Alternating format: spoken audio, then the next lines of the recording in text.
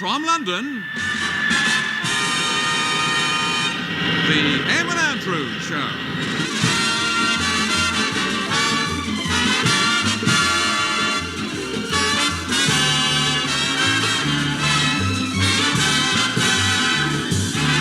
And tonight, Emma's guests are Bernard Braden, Barbara Kelly, Ava Gabor, Joe Orton, The Bachelors, Vicky Carr.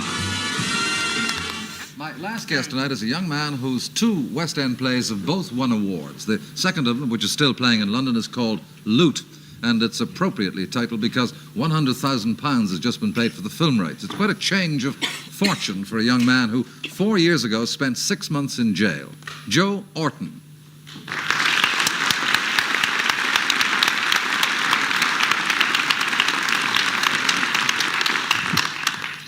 Welcome, Joe. Well, as I was saying, you're a very successful writer now, but what about this business of spending 6 months in jail? It's something to do with library books, hasn't it? Well, yes, I used to do very strange things on library books. It was really a joke. I used to take lots of books out of the library, and I used to smuggle them out in a satchel, and then I used to sort of paste a picture over the picture of the author, so that when it would say... I remember one of them was by Lady Lewisham, I think, and a book on etiquette, actually. And it showed a picture of Lady Lewisham or something in her garden, and I painted a picture of, or pasted a picture of a great nude woman cut from a nude book. So it said Lady Lewisham, and people must have been very surprised. The woman... Lady Lewisham must have been very surprised. But it must have been very But why, surprised. Joe? What was the motive? Why did you do it? Oh, it's just a joke. I mean, also I didn't like libraries anyway. I mean, I thought they spent far too much public money on rubbish. I didn't like the books. I mean, I don't think people need books on etiquette anyway. So this was a kind of protest of the kind of books in the library? Oh, yes, really was. Do you have any regret now for having done this? No regrets at all, no. I had a marvellous time in prison, so I mean...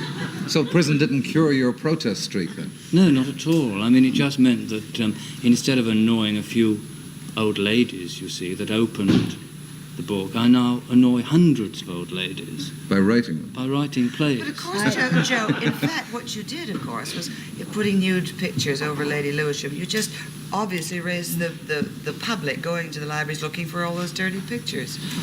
So, in fact, you defeated your own purpose.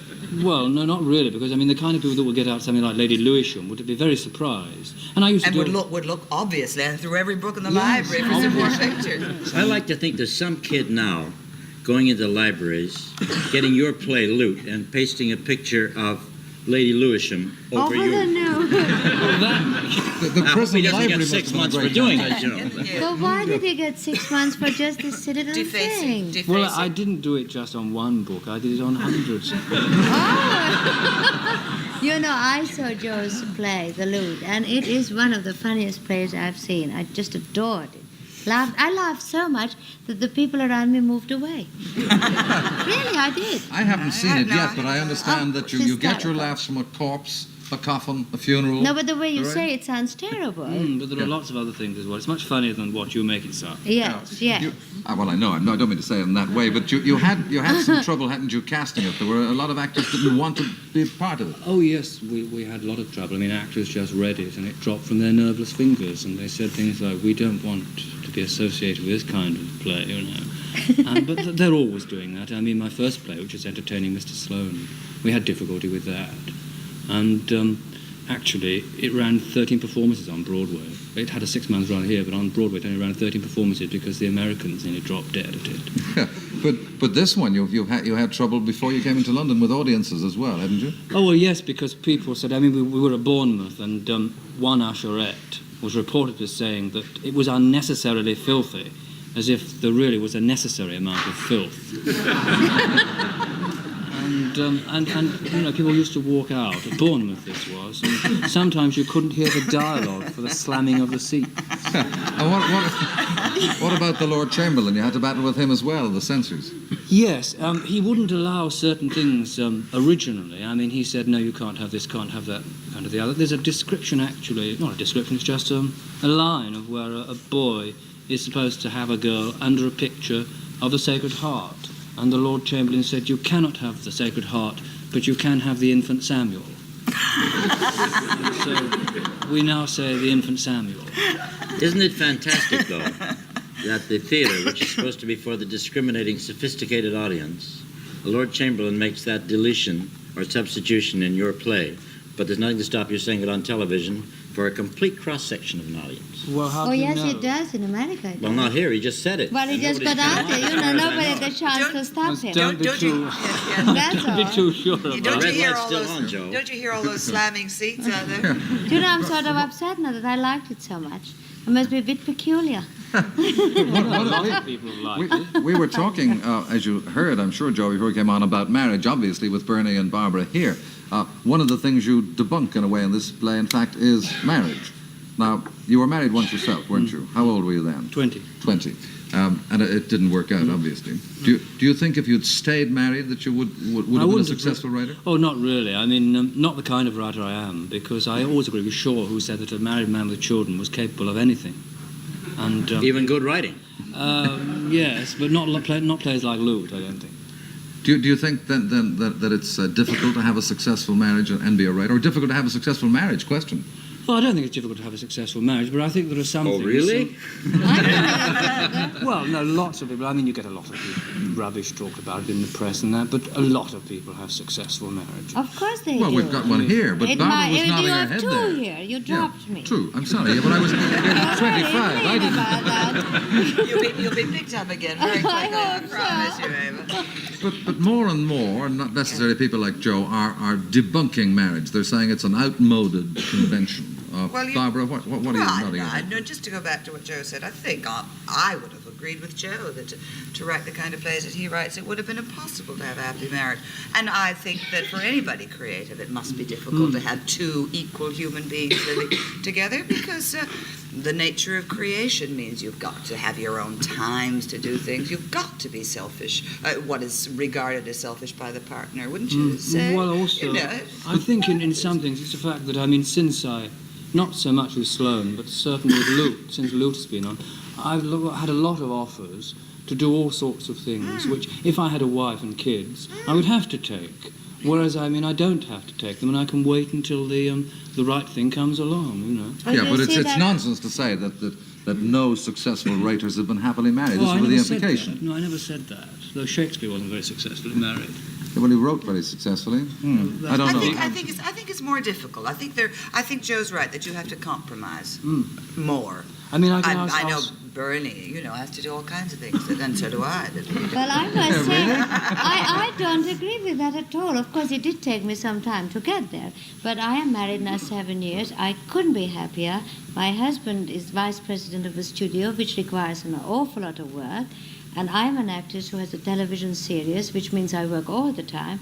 And we have the most beautiful married life in the world. And I don't feel we compromise.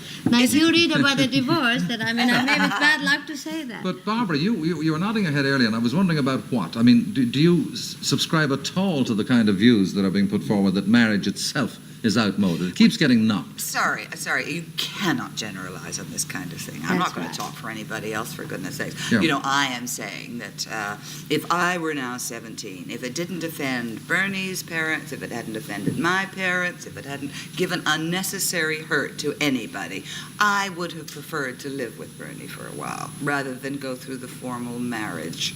But would you have had children without the protection of the marriage contract? Oh, yes. You would. Oh, yes.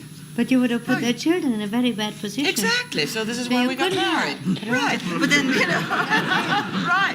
So, What we're- there's a law. What we're really talking about, I think, is that there is a rather obscene attitude to divorce on the part of both the church and the law. The church says, or at least the Bible says, if you commit adultery, you have sinned. And the law says if you want a divorce, you have to commit adultery.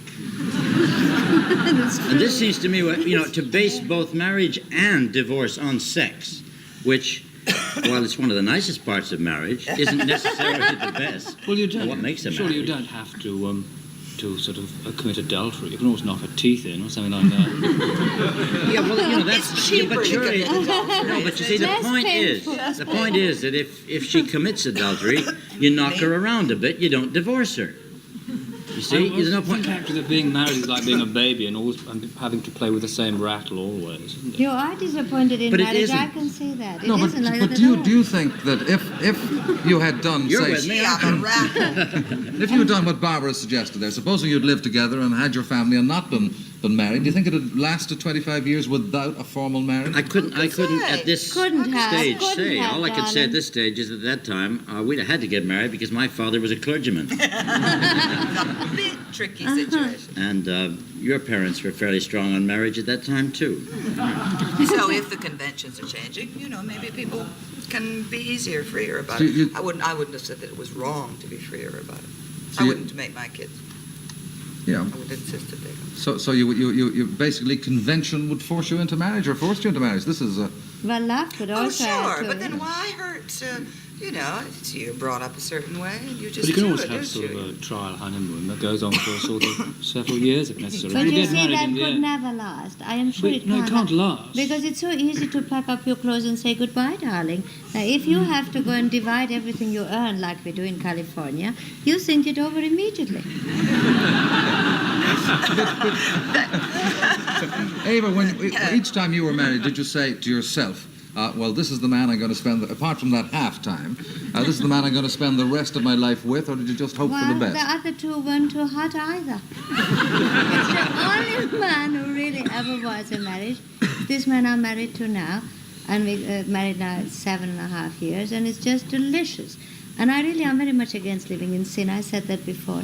You just don't belong, and I'm a person who has to belong. Well, it all You depends know. what you mean in sin, of course. I Well, don't if believe you- in sin. And if you Besides, don't believe it's it's a extraordinary. sin, then, Exactly. you know. Then what's Yes, sinful well, I about it? do believe it's in Oh, but that's sin. because probably you were brought up to believe it's in Yeah, sin. but I don't mind the way I was brought up. No, I but was, you believe you it's know. in sin. I mean, you got... How many times were you married? 3? But you're 3.5 going to pick plus on one. me too. Yeah. I know, and I spoke so nicely about your play. Not very nice of you. No, I don't really mind, but I mean, if you're going to sort of get divorced, why not just live with the man? Well, you see, because I have to go back to the same thing, I don't like to live in sin. Yeah. But then, I of like course, to be proper. but then let's face it, a lot of people would consider being married twice, 3 But that's times. a sin, They would too. consider that sinful too. So you've got to make your own rules, don't Yes, you? you do. You don't regard that as sinful, and you're right. Nobody's going to force you to, but I think you should sort of decide for yourself. I don't That's think you should what be I've told. done. You know. But if you don't go into marriage believing it's going to last, Then you I'm sure wouldn't. we'd never have been at that party last night. It wouldn't No, have lasted we 25. didn't believe it was going to last when we got married. Neither of us believed it was going to last. The point is, and I think Mom should make a point for marriage here. The point is that it's because you are married that things happen in adversity. To me, for example, there may come a moment in every marriage when you learn that a child of yours has been in an accident, and you go to the nursing home or the hospital and you are waiting for the doctor to come out, and there's a moment when you lock eyes for mutual reassurance, and that moment is as intimate as anything that ever happens to you in bed. And in fact, it may add to the intimacy of what you share in bed from then on. And marriage, whether it's within the law, within the church or not, is really that kind of being together and growing together through Well, a period You of time. certainly explain has that to do- so well. it has That's to do what with the marriage children. ceremony says. It has to That's do For it. better or for worse. Yeah, it has to That's do. it. For us, it had to do with children, because with all the tensions that we have in show business, they talk about show business marriages and all that. Well, either we're so boring or lazy or uninteresting, we're still together. But I think one of the reasons is that because of the kids, quite honestly, that you do try that much harder. Bernie, what do you think is the best quality, a serious question, that a wife can have? Watch it. Oh boy, are you going to be in trouble? Whatever you say, whatever you say. I think I already said it earlier on. I think for me, the best quality that a wife can have is the ability to always surprise you. Just when you think you've got her tape, how she's going to react, she surprises you. And she still does that for me. That's a nice answer. Barbara, let me ask you then. Yeah. After 25 years, how would you sum up your feelings about the guy that you married 25 years ago? Amazement? I can sum it up. He's handsome. Oh, boy. He's the most handsome man I've ever met in my life. The best singer I've ever met. The best father of my children that I've ever had. I'm glad to have it finally confirmed. How do you know? That's your story. That's our story. Now what I mean about know what you mean about surprising you, Bernie, yeah? You've been surprised again. That's it, yeah. Great. So have I. Marvellous. I'm going to leave it at that. All right. I enjoyed Thank that. you. It's time to say our thanks to Vicky Carr and the Bachelors. It's good night, Ava Gabor, Good night. Barbara Kelly, Bernard Braden, Joe Orton. Many thanks. We'll have more Sunday Night People next Sunday night. Till then, goodbye.